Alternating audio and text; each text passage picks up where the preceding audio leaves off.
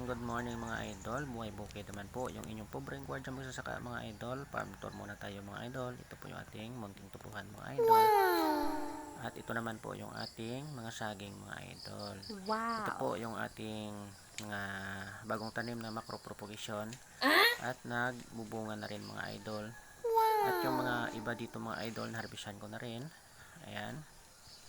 Mga pangatlong harvest na po tayo dito mga idol. At yung mga nahuli mga idol, ayan, nagbubunga na rin.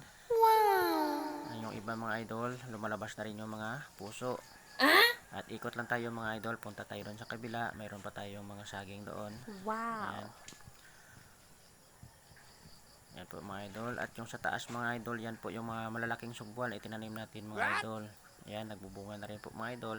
Pero mas malaki po yung ating macro propagation compare po sa mga malalaking sugbuan na itinanim natin. Ayan. Yan po yung kagandahan sa macro propagation mga idol. Kaya po macro propagation yung ating pinaparami.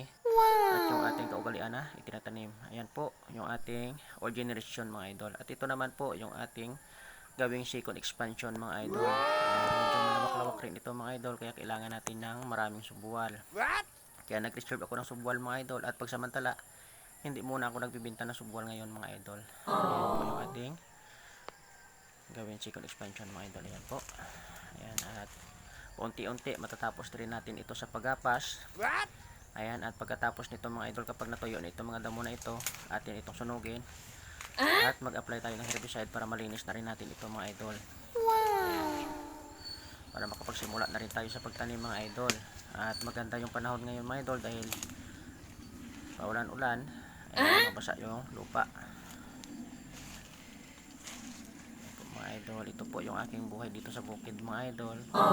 At sa ngayon mga idol, dito muna ako pagsamantala sa bukid dahil sa wala pa yung aking license na ni-renew mga idol. Ayan, kaya may time tayo sa ating sagingan.